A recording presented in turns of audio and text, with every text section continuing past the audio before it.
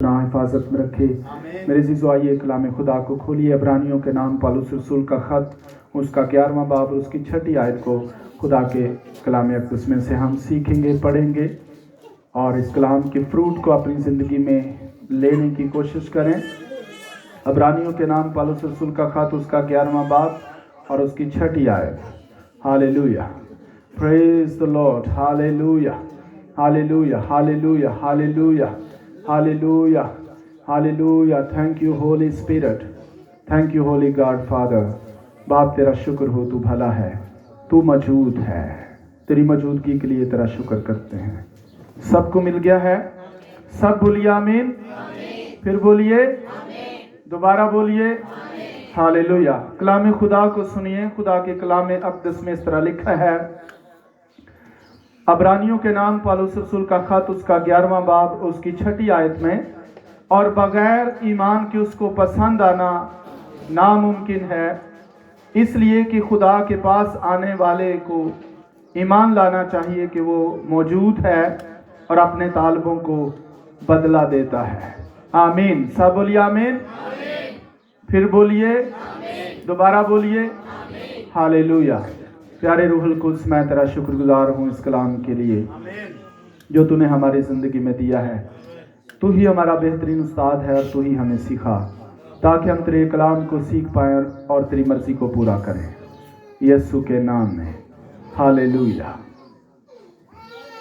मेरे अज़ीज़ों, हम खुदा की शुक्रगुजारी करते हैं। खुदा ने हमें आज का दिन बख्शा है और ये दिन हमारे लिए बहुत ही ब्लेस्ड है। आमीन। आपको पता है, आज के दिन खुदा यीशु मसीह ने मौत पर फतह पाई, कब्र पर फतह पाई। जीसस मुर्दों में से जी उठे और आज का दिन गवाही का दिन है। आज का दिन बशारत का दिन है। आमीन। हम संडे को क्यों इकट्ठे होते हैं? इसलिए कि ये गवाही का दिन है, इसलिए कि ये बशारत का दिन है, इसलिए कि ये खुशखबरी को फैलाने का दिन है, इसलिए कि ये मुकद्दसों के जमा होने का दिन है। इसलिए हम एवरी संडे जमा होते हैं। और संडे को ही क्यों हम इबादत करते हैं? क्योंकि संडे के रोज़ जीसस मुर्दों में से जी उठे और संडे के रोज़ ही जीसस ने मौत और कब्र पर फतह पाई। और यही वो दिन है जो शागिर्दों ने लिया और इस दिन में वो इकट्ठे होते और जीसस के बारे में लोगों को बताते और गवाही देते और बशारत का काम करते, खुशखबरी को फैलाते और जहाँ कहीं वो जाते जीसस का प्रचार करते हैं। आमीन। इसलिए संडे के रोज़ मुकद्दसीन जमा होकर जीसस के जी उठने की खुशी मनाते हैं और एंजॉय करते हैं और हैप्पीनेस को अपनी ज़िंदगी में लेते हैं, खुशी करते हैं, शादमान होते हैं। आमीन। हम भी इसीलिए जमा होते हैं क्योंकि जीसस के जी उठने के दिन की गवाही दे सकें। आमीन, हालेलुया। बाइबल मुकद्दस में से हमने देखा कि बगैर ईमान के उसको पसंद आना नामुमकिन है। आमीन। एक ही चीज़ है मेरे अज़ीज़ों जिसकी वजह से खुदा हमें पसंद करता है। वो हमारी खूबसूरती से हमें पसंद नहीं करता, उसी ने हमें बनाया है। वो हमारे अच्छे अच्छे कामों की वजह से हमें पसंद नहीं करता, क्योंकि उससे अच्छे कोई काम नहीं कर सकता। आमीन। हम उसे किसी अच्छे काम से इम्प्रेस नहीं कर सकते। हम अपनी पर्सनैलिटी से खुदा को इम्प्रेस नहीं कर सकते। हम अपने नॉलेज से खुदा को इम्प्रेस नहीं कर सकते। हम अपनी दौलत से उसे इम्प्रेस नहीं कर सकते। हम अपनी एक्टिविटी से खुदा को इम्प्रेस नहीं कर सकते। हम अपने इर्द गिर्द के माहौल, अपनी अच्छी एजुकेशन, अपनी अच्छी सैलरी, अपनी अच्छी जॉब, अपने अच्छे बिजनेस की वजह से खुदा को इम्प्रेस नहीं कर सकते। खुदा हमसे खुश होता है, खुदा हमसे प्यार करता है, खुदा हमसे लव करता है, खुदा हमको पसंद करता है उस वक्त जब हम उसके बेटे यीशु मसीह को कबूल करते हैं। आमीन। आमीन। तो बगैर ईमान के उसको पसंद आना नामुमकिन है। मतलब यह है कि हो ही नहीं सकता कि खुदा हमें ईमान के बगैर कबूल करे। ईमान रखेंगे तो वो हमें कबूल करेगा, ईमान नहीं रखेंगे तो वो हमें कबूल नहीं करेगा। इसलिए बाइबल मुकद्दस में खुदा ने दुनिया से ऐसी मोहब्बत रखी कि उसने अपना इकलौता बेटा बख्श दिया ताकि जो कोई उस पर ईमान लाए हलाक ना हो बल्कि हमेशा की जिंदगी पाए। हम यहाँ पर क्यों हैं? ईमान के सबब से। आमीन। हम आज यहाँ पर क्यों आए हैं? हमारा ईमान है। Praise the Lord. हमारा ईमान है कि जहाँ मुकद्दसीन जमा होते हैं वहाँ खुदा मौजूद होता है। ये ईमान है। हम ईमान की वजह से यहाँ पर हैं। ईमान की वजह से हम खुदा की हजूरी में अर्ली मॉर्निंग उठ के उसकी शुक्रगुजारी करते हैं। ईमान की वजह से ही हम उसकी हुजूरी में प्रेयर करते हैं, क्योंकि हमारा ईमान है कि वो हमारी दुआओं को सुनता है।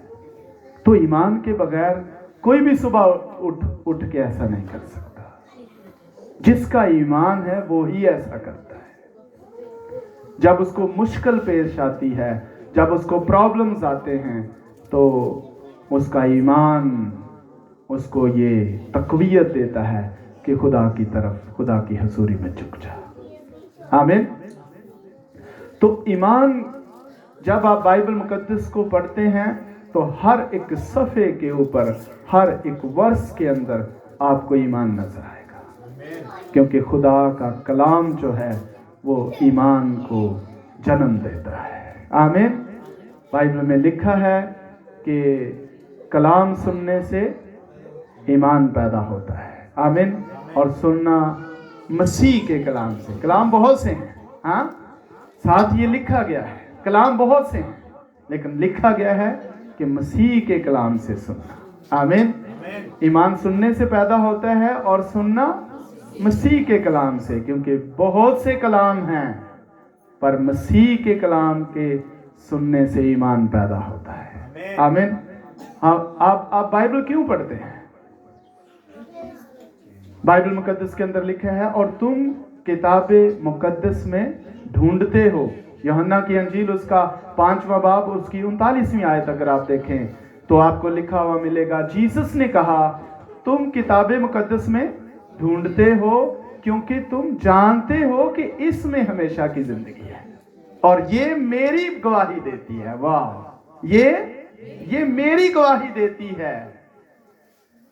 और तुम किताबे मुकद्दस में ढूंढते हो क्योंकि जानते हो कि इसमें हमेशा की जिंदगी पाई जाती है, और ये मेरी गवाही देती है। वो जिंदगी मैं हूं। यीशु ने कहा, जिस जिंदगी को तुम किताबे मुकद्दस में ढूंढते हो, जिस जिंदगी को तुम किताबे मुकद्दस में तलाश करते हो, क्योंकि क्यों तुम तलाश करते हो, क्यों तुम बाइबल पढ़ते हो? क्योंकि तुम्हारा ईमान है कि इसमें हमेशा की जिंदगी है, और वो जिंदगी मैं हूं, और ये मेरी गवाही देती है। हम बाइबल क्यों पढ़ते हैं? ईमान है। आमीन। और जो बेईमान है वो बाइबल नहीं पढ़ता, ईमान वाला पढ़ता है, क्योंकि उसका ईमान है। दुआ के बारे में लिखा है कि वो दुआ जो ईमान के साथ की जाए। आमीन। किसके साथ? ईमान के साथ। वो दुआ जो ईमान के साथ की जाएगी वो सुनी जाएगी, वो मकबूल होगी, उसका जवाब आएगा। आमीन। और जहां ईमान नहीं है, दुआएं कुछ फायदा नहीं देती। आमीन। किस दुआ का फायदा है? ईमान के साथ जो की जाए। आमीन। तो हर जगह पर आपको ईमान मिलेगा बाइबल से, हर स्टेप पर आपको ईमान मिलेगा। ईमान के बगैर इंसान कुछ नहीं है, नथिंग। ईमान ही है जो दुनिया में सुपर पावर है। आमीन। देखते हैं सुपर पावर ईमान है, और कोई सुपर पावर नहीं है। सुपर पावर ईमान है।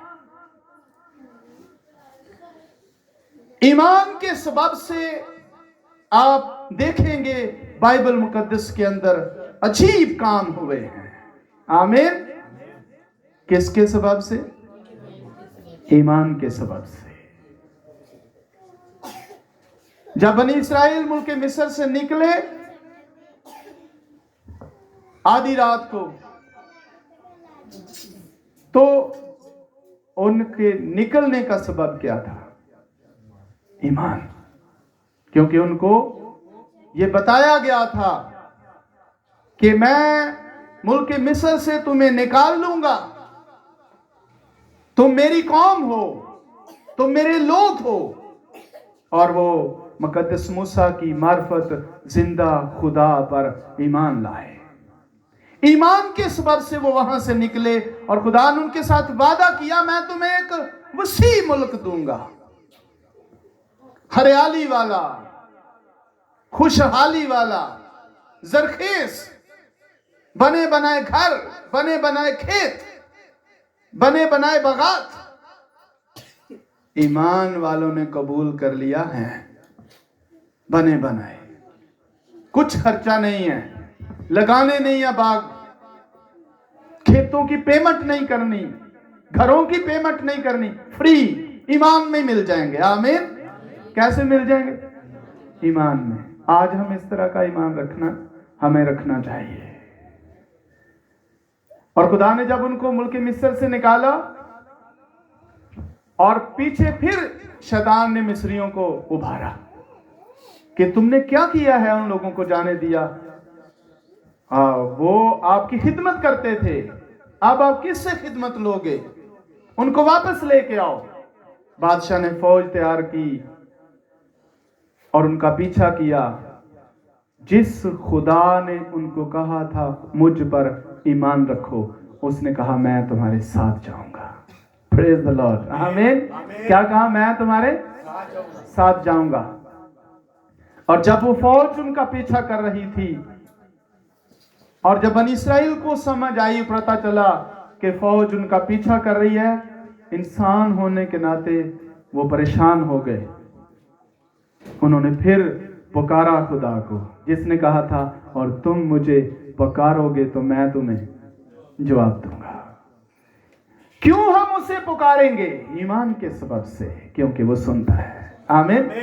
ईमान के सबब से पुकारते हैं क्योंकि वो सुनता है। उन्होंने पुकारा, वो चला उठे, हमें बचाया जाए। और खुदावंद आग का सतून बनकर मिस्रियों और उनके बीच में आया। आमीन। क्योंकि उसने कहा था मैं तुम्हारे साथ चलूंगा। इस बात पर उन्होंने ईमान रखा कि हमारे साथ खुदा चल रहा है। और खुदा उनके बीच में आया और उन्होंने देखा कि आगे तो समुद्र है, हम इसको कैसे पार कर सकते हैं। और खुदा ने मूसा से कहा, इस समंदर के ऊपर लाठी को बढ़ा दे जो तेरे हाथ में है। उसने कैसे लाठी बढ़ाई? ईमान के साथ। आमीन। ईमान था उसके पास। उसके हाथ में जो लाठी थी, खुदा ने कहा ये लाठी समुद्र के ऊपर बढ़ा, और उसने लाठी समुद्र के अंदर बढ़ाई। उसने समुद्र के ऊपर लाठी की, किसके साथ? ईमान के साथ। आमीन। और जैसे ही उसने समुद्र के ऊपर लाठी बढ़ाई तो समुद्र दो हिस्से हो गया। आमीन। हम सिर्फ ये लफ्जों को जानते हैं, उस मौजज़ा के अंदर दाखिल नहीं होते, उस अजीब काम के अंदर दाखिल नहीं होते। 107 ज़बूर पढ़ें तो वहां पर लिखा है, खुदा भला है और उसकी शफकत अबदी है। आमीन। और उसकी सताइश करो उसके अजीब कामों के सबब से। आमीन। उसकी हम्द करो उसके अजीब कामों के सबब से। उसके अजीब काम है। और ये कैसे मुमकिन था कि एक शख्स समंदर को दो हिस्से कर दे और सारी कौम समंदर के बीच से गुजर जाए? ईमान। हो सकता है लोग डर जाते, वो कहते नहीं ये दीवारों की तरह जो पानी खड़ा है ये हमारे ऊपर गिर जाएगा। लेकिन उनके अंदर एक ईमान था, वो समंदर के बीच से गुजर गए ईमान के सबब से। ईमान के सबब से ये मुमकिन है। जब आप घरों के अंदर संडे के लिए तैयारी कर रहे होते हैं। क्यों तैयारी कर रहे होते हैं? क्यों? ईमान। आप जल्दी जल्दी, आपके जहन में बातें चल रही हैं, मैंने चर्च जाना है। क्यों चर्च जाना है? पीछे ईमान है। ईमान के सबब से आप चर्च की तैयारी करते हैं। बगैर ईमान के यहां नहीं। ईमान होता है, उसकी प्रेज के लिए जाना है, हम्द के लिए जाना है, सताइश के लिए जाना है, दुआ के लिए जाना है। ये ईमान है जो हमें एक्टिव करता है, हमें कुव्वत देता है, हमें चलाता है, हमें दलेरी बख्शता है। ईमान है। ईमान के सबब से हम सुबह सुबह उठते हैं और तैयारी करते हैं। जब आप खाना खाते हैं, आपके सामने खाना आ जाता है, आप खाना खाने के लिए बैठते हैं, तो क्या करते हैं? दुआ करते हैं।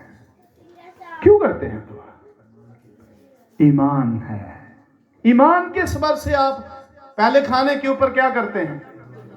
दुआ करते हैं, प्रेयर करते हैं, क्योंकि आपका ईमान है कि दुआ करने से खाने के अंदर बरकत आ जाती है। आमीन। जीसस का नाम लेने से खाने के अंदर बरकत आ जाती है, इसलिए आप प्रेयर करते हैं। हो सकता है ये आपके जहन में छोटी छोटी बातें, लेकिन ये वो बातें हैं जो आपको पर लगाती हैं। ये वो बातें हैं जो आपके अंदर दलेरी और कुदरत भरती हैं। ये ईमान है। ईमान आपको एक्टिव करता है। ईमान आपको स्टेप लेने के लिए तैयार करता है। आप चर्च में आते हैं, आप हम्दो सना करते हैं। मैं पढ़ रहा था सलातीन में, तवारीख में, आप भी इसको पढ़िए जाके। तब पहला तवारीख आखिरी बाब जो है वो 29 चैप्टर है, आप इसको पढ़ें। और फिर मैं गौर कर रहा था, जब आसमान से फरिश्ते आए, लिखा है एक लश्कर, आसमानी लश्कर आए। एक लश्कर में पता कितने होते हैं? कितने होते हैं? 6000। कितने? एक दो फरिश्ता नहीं आया, लश्कर आए थे। आमीन। क्या हुआ? लश्कर आए हैं, और सबके हाथों में साज, सबके हाथों में। हम अपने घरों में साज ही नहीं रखते, ना अपने बच्चों को सिखाते हैं, ना इस तरह तवज्जो है, ना इस तरह ध्यान है, ना खुद सीखते हैं, ना बच्चों के लिए कोई जहन में ऐसा प्लान है, कोई मंसूबा ही नहीं है। आसमानों पर लिखा है, लाखों लाख उसकी प्रेज करते हैं, और रंग बिरंगी आवाज़ें नहीं निकालते, नहीं, लाखों की आवाज सेम होती है, एक जैसी, सेम आवाज, साज सेम, आवाजें सेम, बैलेंस। इसलिए बाइबल मुकद्दस में लिखा है, बनी इस्राएल की हम्दो सना पर खुदा। आपको पता है दाऊद ने जो क्वायर बनाई थी, 4000 लोग थे उसमें। कितने? क्वायर वाले जरा सुनो, कितने थे? 4000 लोग थे उसमें जो दाऊद ने का क्वायर बनाई थी। तो ये नहीं सुना दे, अच्छा जय आ गया तो हूं मैं नहीं फिर गाना, नहीं, सब साज बजाते थे, सब हम्द करते थे, सारे के सारे, उनकी आवाज एक होती थी। बाइबल में लिखा है, जब साज और आवाज मिल जाते, यानी एक हो जाते, तो खुदा का अबर असी इथे आके आवाज़ें ही रंग बिरंगियां कट दे रहे हैं। क्यों है ऐसा? क्योंकि हमें ईमान की कमी है। ईमान नहीं है कि हमारी प्रशंसा खुदा सुनता है। अगर ईमान हो तो फिर आवाज़ा नाल मिलाइए, कोशिश करिए तो कदी ना कदी मिल ही जाएगी। कोशिश करांगे की होएगा, आवाज मिल जाएगी।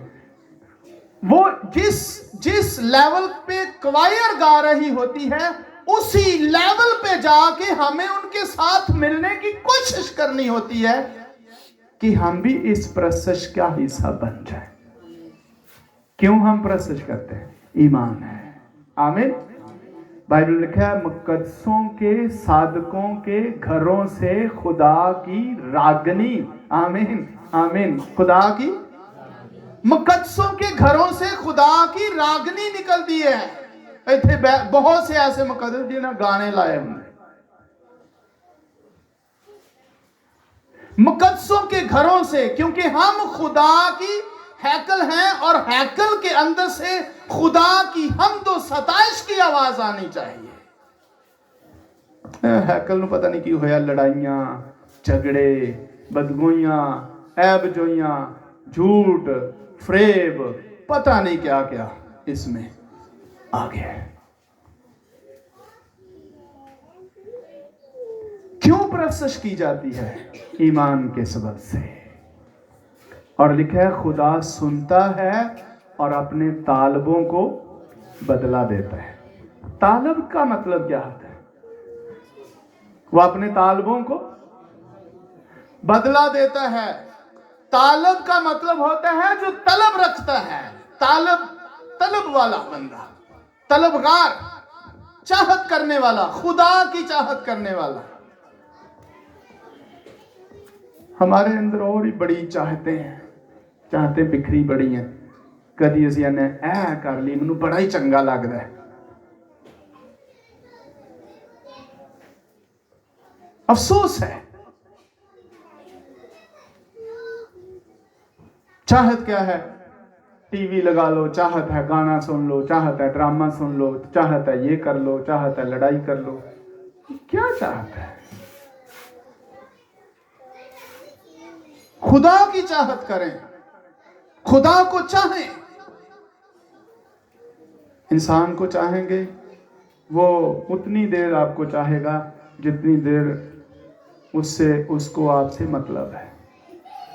सही बात है। इंसान को चाहेंगे तो वो उतनी देर ही सिर्फ आपकी चाहत करेगा जितनी देर उसको आपसे मतलब है। आपने उसका मतलब नहीं पूरा किया, चाहत खत्म, नाराज हो जाएगा। खुदा को चाहेंगे, वो चाहता ही रहेगा। आपको पता है वो किन को चाहता है? किन को चाहता है? नहीं, सबको। आमीन। वो गुनहगारों को ढूंढता क्यों फिर रहा है? चाहता है, उसको बचाना चाहता है, सबके लिए चाहत रखता है। खुदा सबके लिए चाहत रखता है कि सब जिंदगियां बच जाएं, ये उसकी चाहत है।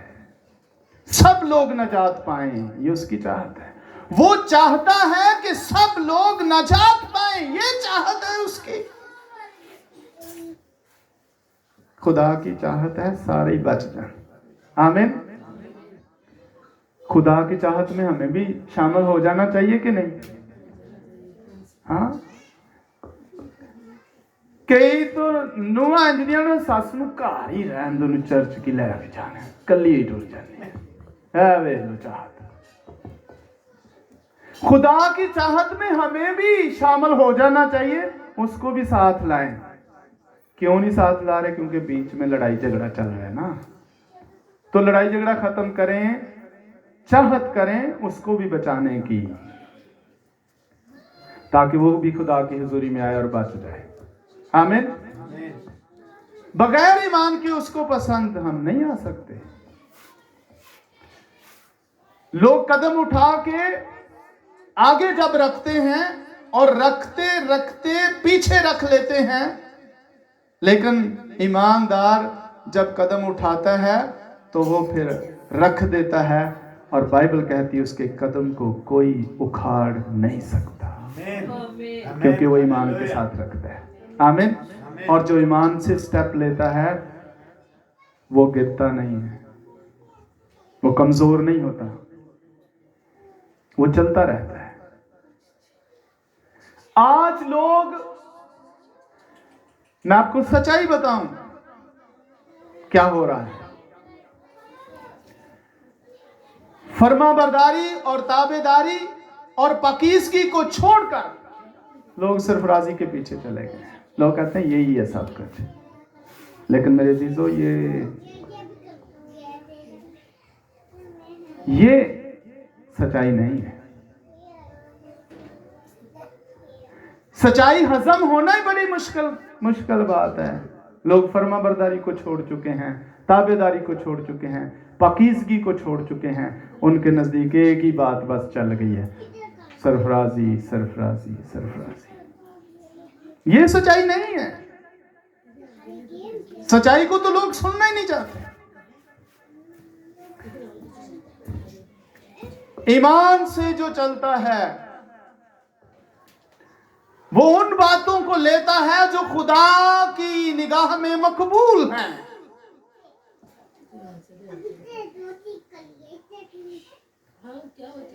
और खुदा की निगाह में वो सब चीजें जो खुदा ने बाइबल मुकद्दस में लिखी हैं वो मकबूल है।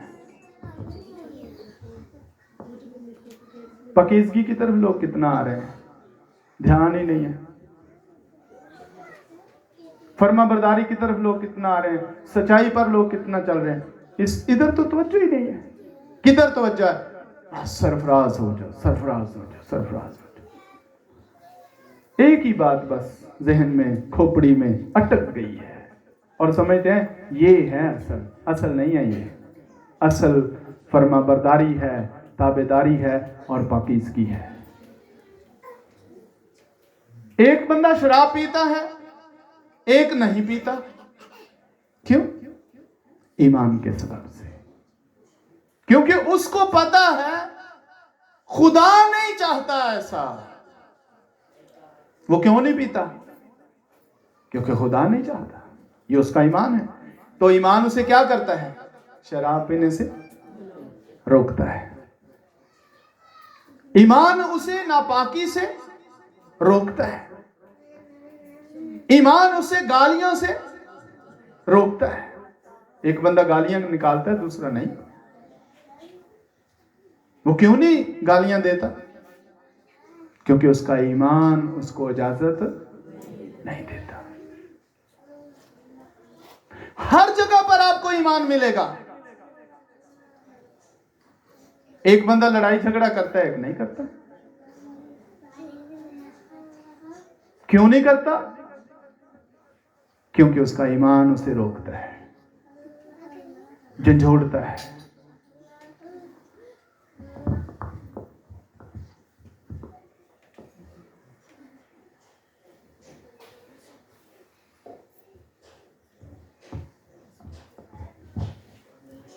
बहुत सी चीजें हैं मेरे शिशु। अगर ईमान हमारे अंदर है तो हम उन सारी चीजों से, जो बुराई की चीजें हैं, बच सकते हैं। एक बंदा लालच करता है, करता ही जाता है, करता ही जाता है। और लालच एक लफ्ज है, लेकिन वसी तशरीह है इसकी। इसका मतलब यही नहीं है सिर्फ पैसा ही पैसा, क्योंकि इंसान के जहन में पैसा ही तो अटक गया और उसको समझ नहीं आती। जब भी कोई बात की जाएगी वो दिमाग में पैसे ले आके बैठेगा। लालच का मतलब सिर्फ पैसा ही नहीं है। बाइबल में बहुत कुछ लिखा हुआ है। बाइबल में लिखा है तू अपने हमसाया की बीवी का लालच ना कर। ये भी एक लालच है। हाँ?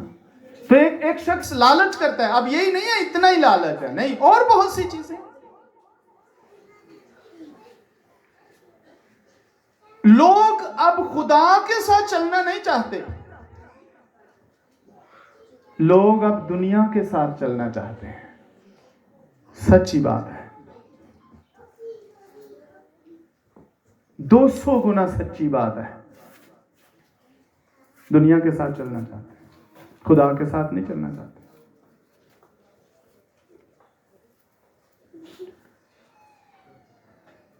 लोग ये समझते हैं कि जैसे दुनिया हमें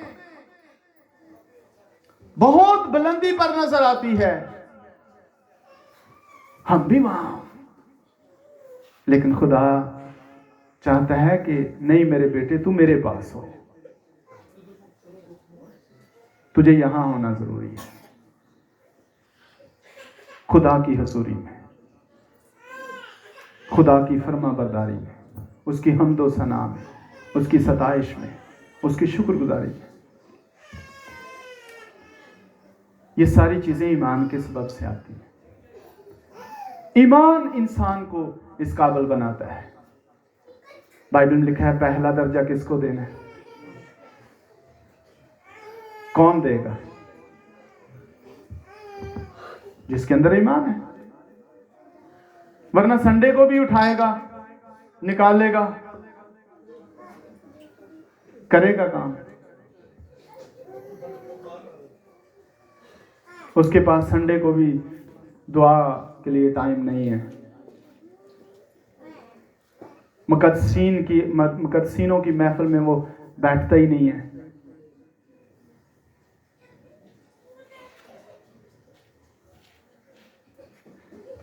और बाइबल मुकद्दस में मैं पढ़ रहा था कि जमा होने से बाज ना हो। क्या? जमा होने से। और फिर आगे लिखा है एक दूसरे को नसीहत करो। क्या करो? एक दूसरे को। कौन कबूल करता है जी नसीहत? ना लोग जमा होते हैं, ना कोई नसीहत कबूल करता है।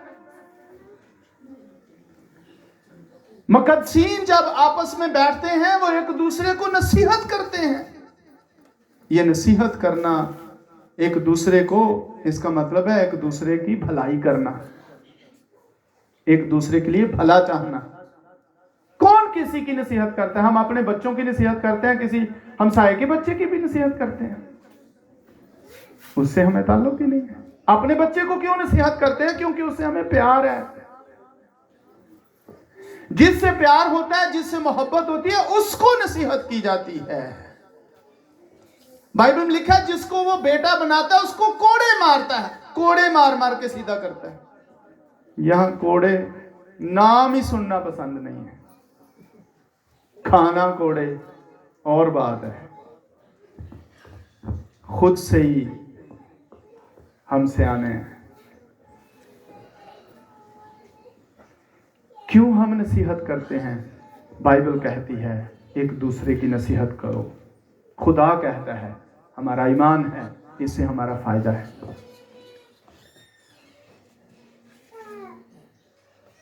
ईमान के सबब से नसीहत होती है।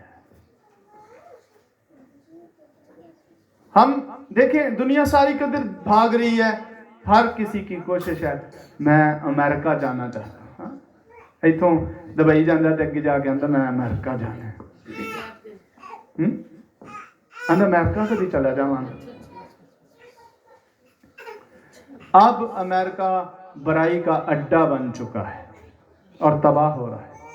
आपको पता है उसके 2 शहर जल गए, 2 शहर बिल्कुल ही जल ही गए।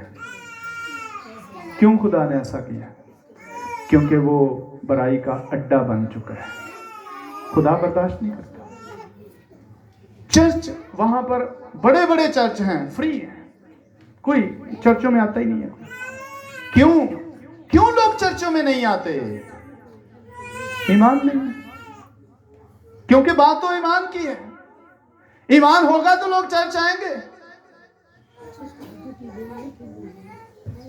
ईमान खींच के लाता है, ईमान ताकत देता है, ईमान दलेरी देता है, ईमान कुव्वत देता है, ईमान आपको पुश करता है, वो धकेलता है आपको खुदावंद की तरफ, वो लेके आता है खुदावंद की तरफ। वहां लोग चर्चिस में जाते ही नहीं है। चर्चिस के अंदर उन्होंने क्लब बना दिए हैं, डांस क्लब चर्चिस के अंदर। कुछ चर्चिस के अंदर मस्जिदें बन चुकी हैं और हमारी फिर भी ख्वाहिश है वहां चले जाएं। क्यों ख्वाहिश है? क्योंकि हम दुनिया जैसे बनना चाहते हैं, खुदा जैसे नहीं। पर जीसस ने कहा था अपने बाप की मानद बनो जो आसमान पर है, उस तरह कामिल हो जाओ। लूत को बड़ा अच्छा लगा था, वो इलाका और वो सदूम और अमूरा के लोगों में चला गया। आज भी लोग ये अमेरिका की तरफ भागने वाले सदूम अमूरा का रुख कर रहे हैं।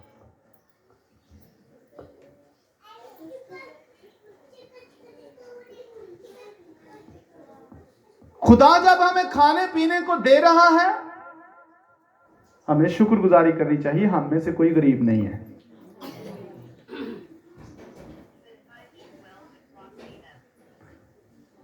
और अमीर पता कौन है? जो बांटने वाला होता है, जो देता है, वो अमीर होता है। जो जमा करता है वो कंजूस होता है, उसको अमीर नहीं कहते।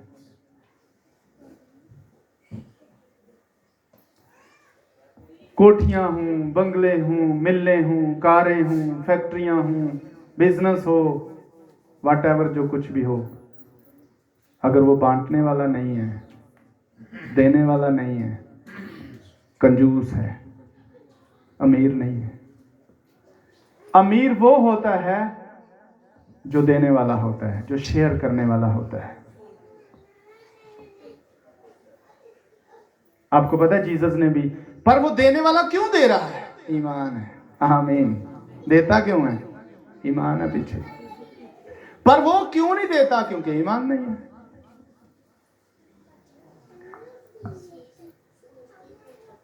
ईमान के साथ हर एक चीज का आगाज आपको ईमान से मिलेगा। हर चीज का आगाज ईमान से है।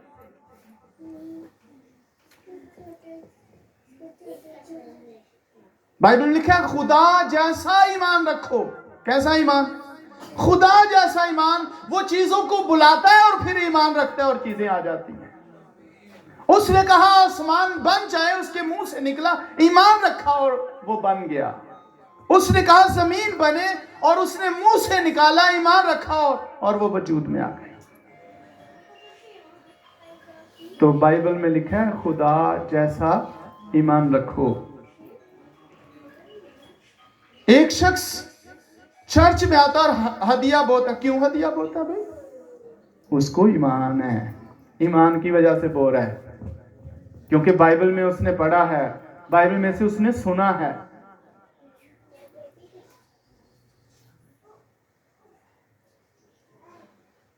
कि जो थोड़े में ध्यानदार है, खुदा उसे ज्यादा का क्या बनाएगा? मुख्तार बनाएगा। उसके पास बहुत हो जाएगा। बाइबल में उसने पढ़ा है जो बोता है वो काटता है। तो उसका ईमान है, इसलिए वो बो देता है। दाई की क्यों देता है? उसका ईमान है।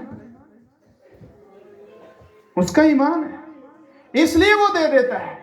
और क्यों नहीं देता? इसलिए नहीं देता, वो कहता है कार की मैं फिर चलाऊंगा। ईमान नहीं है मेरे जीजो। जो दे देता है उसका ईमान ये है कि मेरा घर मेरा खुदा चला रहा है, इसलिए वो दे देता है।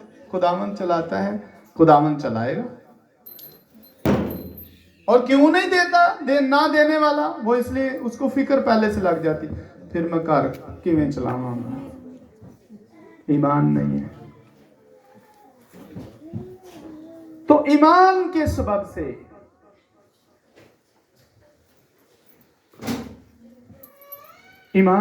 से हम हर कदम उठाते हैं। ईमान के सबब से हम चलते हैं।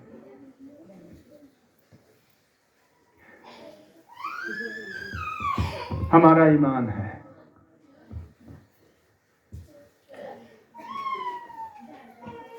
जो कलाम को तवज्जो से सुनता है, वो तवज्जो के साथ क्यों सुनता है?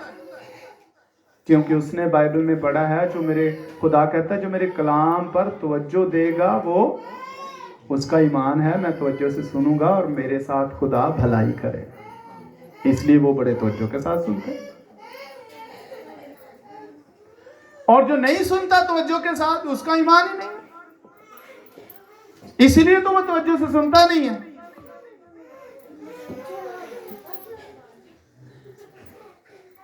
जब प्रस्तुत होती है, वो क्यों प्रस्तुत में शामिल नहीं होता? क्योंकि ईमान नहीं है। जब कहा जाता है हाथ उठाओ, तो हाथ क्यों नहीं उठाता? क्योंकि ईमान ही नहीं है।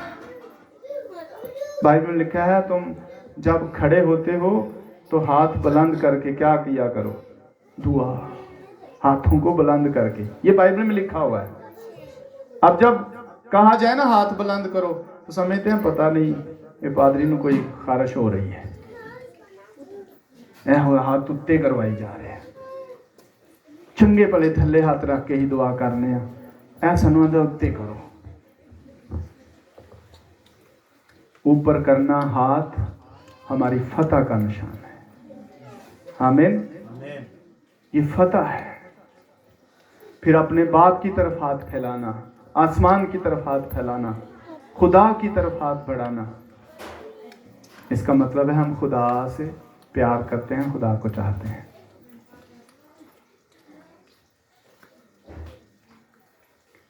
सारी चीजें आपको ईमान से बाइबल भरी हुई मिलेगी।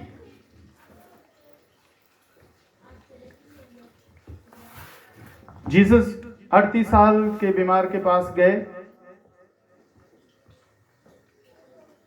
तो जीसस ने कहा तू अच्छा होना चाहता है? उसने कहा हाँ मैं अच्छा तो होना चाहता हूं, लेकिन मेरे पास तो बंदा ही नहीं है कोई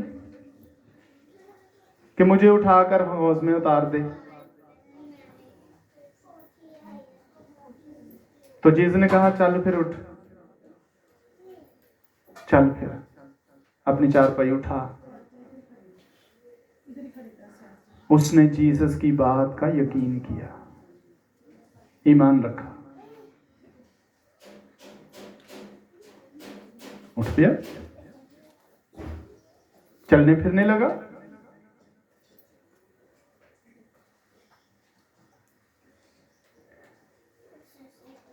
मरियम का, मर्था का भाई डेथ हो गई, दफन भी कर दिया। फिर जीसस आए तो दोनों बहनें रोने लगी, कहने लगी खुदावंद अगर तू यहां होता, ईमान है, खुदावंद अगर तू यहां होता तो हमारा भाई, उनका ईमान ये था ये मर ही नहीं सकता था अगर जीसस यहां होता तो।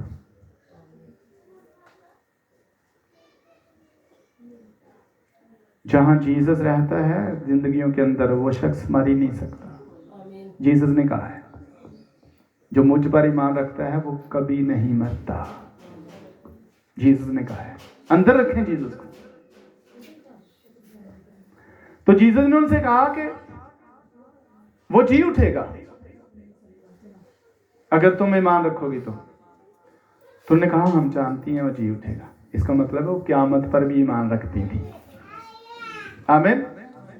क़यामत पर भी ईमान रखती थी, वो जी उठेगा। आज बहुतों का ज़हन है पता नहीं इत्थे ही जो कुछ होना होना हो रहा, अगे कुछ भी नहीं। एवं लगे रहते हैं पादरी, आंदे एवं ही बस लगे रहते ने, ए जग मिठा अगला किस डिठा। बेईमानी है। उन्होंने कहा खुदावंद हम जानती हैं क़यामत के रोज जी उठेगा, हमारा ईमान है। जिसने कहा क़यामत जिंदगी मैं हूं। आमीन। अगर तुम ईमान रखोगी तो ये जी उठेगा, अभी जी उठेगा। उन्होंने कहा खुदावंद हम ईमान रखती हैं। तो जीसस ने कहा चलो फिर पत्थर हटाओ। जब हटाने लगे फिर कमजोर हो गई। खुदावंद उसमें से तो बदबू आती है। जीसस ने कहा मैंने कहा था ना ईमान रखोगे तो जी उठेगा। और उन्होंने फिर ताकत पाई, उन्होंने कहा ठीक है हटा दो पत्थर। हटाया तो जीसस ने कहा लाजरस आजा। आमीन। आया कि ना? ईमान। ईमान रखोगे तो जिंदगी में मौज से देखोगे, अजीब काम होंगे।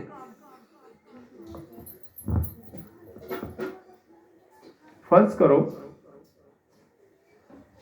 ਤੁਹਾਡੇ ਕੋਲ ਪਹਿਲਾਂ ਹੀ गाड़ियां मौजूद ने, बंगले मौजूद ने, फैक्ट्री मौजूद है, अफीसर तुसीं लगे हो, ਬਿਜ਼ਨਸ ਤੁਹਾਡੇ ਹੈ ਨੇ ਤੇ ਮੌਜਜ਼ਾਂ ਕਿੱਥੇ ਹੋਏ? हाँ, बाइबल में लिखा है वो हमारी कमजोरी में जोर देता है। ਤੇ ਜੋ ਕੁਝ ਤੁਹਾਨੂੰ ਚਾਹੀਦਾ ਸੀ ਉਹਦੇ ਚ ਤਾਂ ਤੁਸੀਂ ਫਲੇ ਫੁੱਲੇ ਪਏ ਹੋ, ਕਮਜ਼ੋਰ ਤੇ ਕਿਤੋਂ ਵੀ ਨਹੀਂ। ਫਿਰ ਤੁਹਾਡੀ ਜ਼ਿੰਦਗੀ ਚ ਕਿੱਥੇ ਮੌਜਜ਼ਾਂ ਹੋਵੇ? ਹਾਂ, ਜਿਵੇਂ ਅਸੀਂ ਆਨੇ ਸਾਡੀ ਜ਼ਿੰਦਗੀ ਮੌਜਜ਼ਾਂ ਕਰਦੇ, ਤੁਸੀਂ ਤੰਦਰੁਸਤ ਹੋ, ਫਿਰ ਬਿਮਾਰ ਹੋ ਜਾਓ ਮੌਜਜ਼ਾਂ ਹੋ ਜਾਏ। ਤੇ ਜੇ ਤੰਦਰੁਸਤ ਹੋ ਤੇ ਲਿਖਿਆ ਖੁਸ਼ੀ ਨਾਲ ਉਹਦੀ ਹਮਦ ਕਰੋ। आमीन। की करो? हम्द करो, खुशी के साथ सताइश करो। हाँ, जिस चीज की जरूरत है उस चीज को मांगे। मैं आज सुबह हमने जो वर्सेस ली, आज ये वर्स याद रखें, ये वर्स आपने याद करनी है। हाँ, मुकद्दस मत्ती यूहन्ना की अंजील उसका 14वां बाब 12वीं 13वीं 14वीं और 15वीं वर्ष, ये याद करें, ये नेक्स्ट संडे हम सुनेंगे। यीशु मसीह ने कहा मैं तुमसे सच सच कहता हूं। 2 दफा जीसस ने कहा मैं तुमसे सच सच कहता हूं, जो कोई मुझ पर ईमान रखता है ये काम जो मैं करता हूं वो भी करेगा। आमीन। बल्कि इससे भी बड़े काम करेगा। वजह बताई क्यों इससे बड़े काम करेगा? क्योंकि मैं बाप के पास जाता हूं और जो कुछ तुम मुझसे कहोगे मैं वो करूंगा। आमीन। यूहन्ना की अंजील 14वां बाब 12वीं आयत 13वीं आयत 14वीं आयत 15वीं आयत। जो कोई मुझ पर ईमान रखता है ये काम जो मैं करता हूं वो भी करेगा। अच्छा, हम जब ये हम वर्ष पढ़ते हैं हमारे दिमाग में एक ही बात अटक जाती है, यीशु मुझसे करता है ना, मतलब मैं ही मुझसे करांगा। ये कोई काम करता है किसी,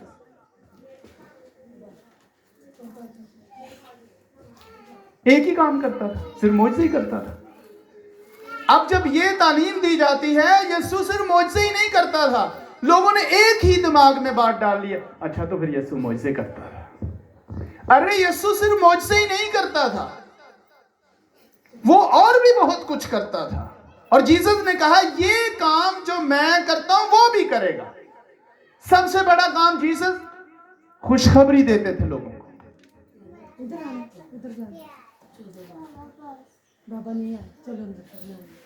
प्रीचिंग करते थे, तालीम देते थे, खुदा का कलाम देते थे, दुआ करते थे, फास्टिंग करते थे, लोगों की जरूरत पूरी करते थे, मुआफ करते थे, पाक करते थे, शिफा देते थे, मौज से करते थे, अजीब काम करते थे, बेशुमार काम करते थे। पर जब ये बोला जाएगा तुम इससे भी बड़े काम करोगे, तुम्हारे दिमाग च इक्को ही गल आ जाती, मुझसे करता था। अरे सही से देखें, अगर तुम मुझ पर ईमान रखोगे तो ये काम जो मैं करता हूं तुम भी करोगे। जीसस मदद नहीं करते थे लोगों की, लोगों का ख्याल नहीं रखते थे,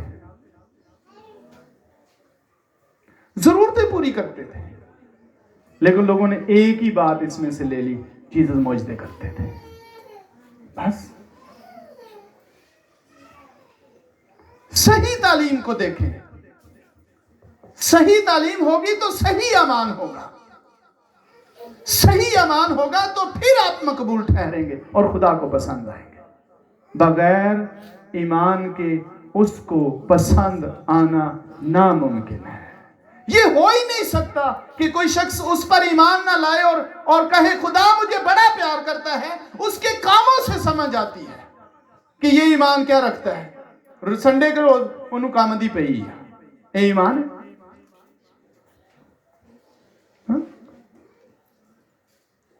संडे के रोज मार्केट तुर पे है, उसके ईमान की समझ नहीं आ रही।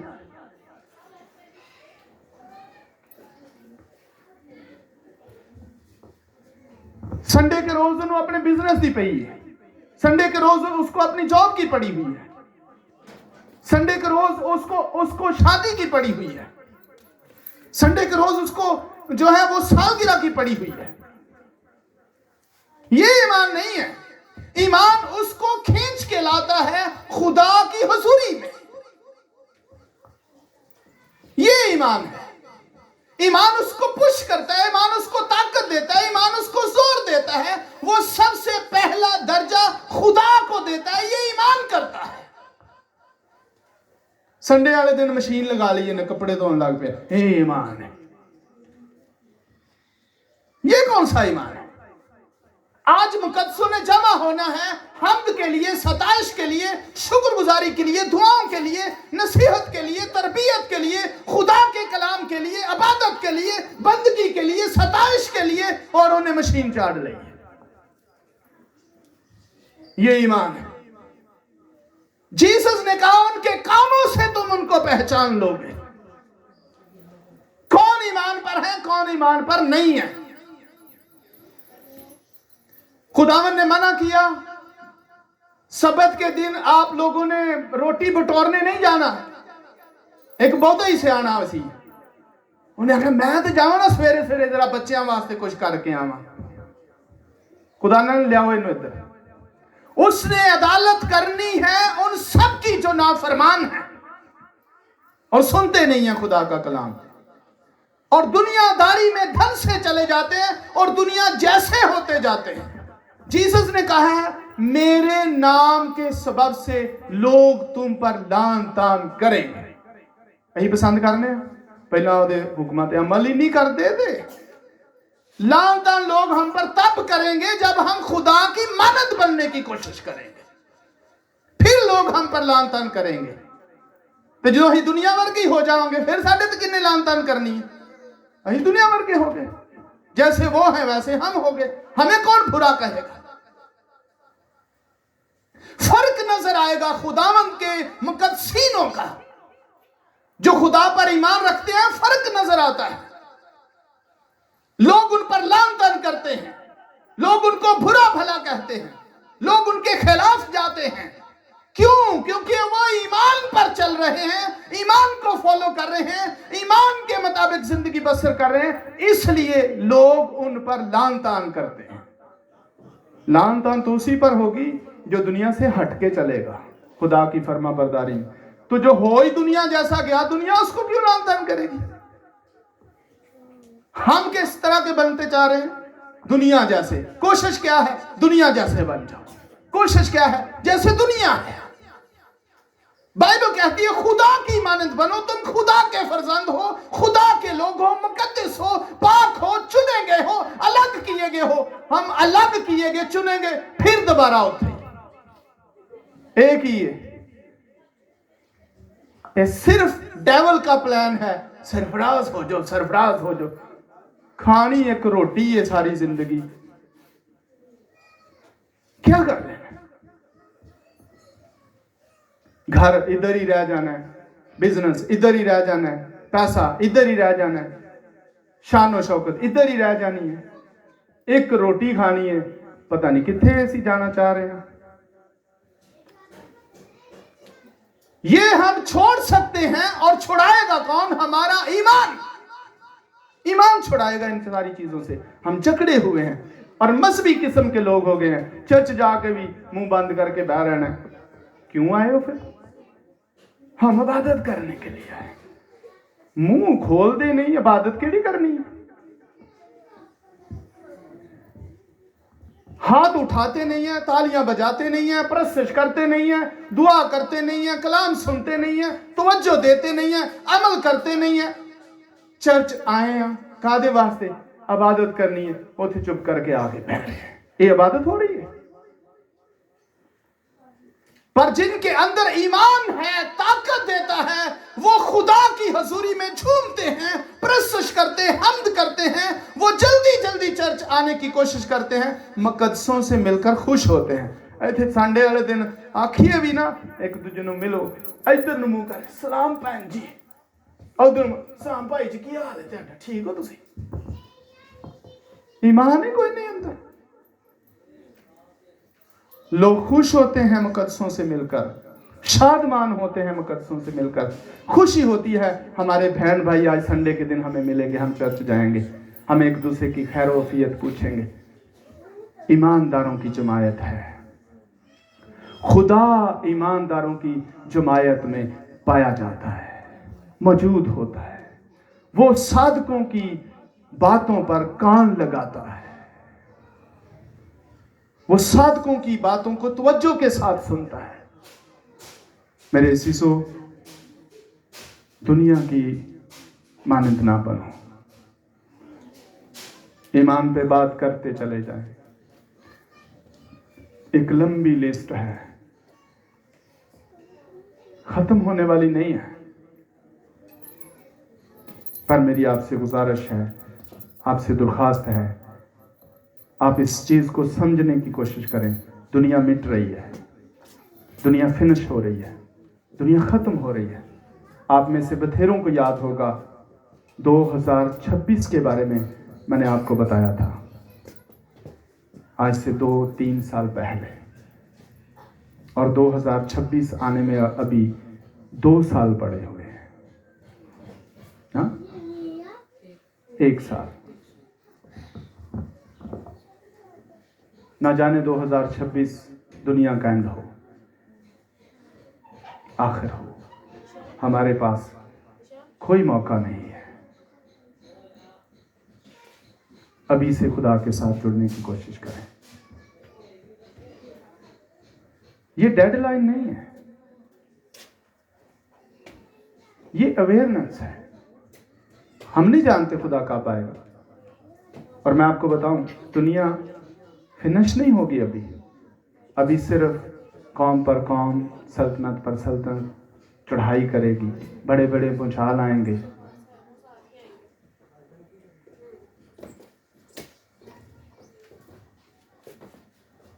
बहुत कुछ। अगर आप मत्ती की अंजील उसका 24 बाब आज जाकर पढ़ेंगे तो आपको काफी चीजें मिलेंगी, और आप फिर गौर करें क्या ये हो रहा है या नहीं हो रहा। पर ये फिनिश नहीं होगा, एंड नहीं होगा, पर मुकद्दस उठाए जाएंगे, और उनमें अगर हम भी उठाए जाएं तो कितनी अच्छी बात होगी। इसलिए खुदा के साथ जुड़ें, और आपको खुदा के साथ जोड़ सकता है आपका ईमान। आमीन। खुदावंद आपको बरकत दे, अपनी पनाह में रखें। और आपने वर्ष कौन सी याद करनी है? यूहन्ना 14:12 से लेकर 15 तक। यूहन्ना की अंजील 14वां बाब 12वीं आयत से 15वीं आयत तक। नेक्स्ट संडे आपसे ये वर्ष सुनी जाएगी। इस वर्ष को आपने याद करके आना है, ठीक है? खुदावंद आपके साथ हो। आइए खुदा की शुक्रगुजारी कीजिए, अपने हाथों को बुलंद कीजिए। Hallelujah, praise the Lord. Thank you Holi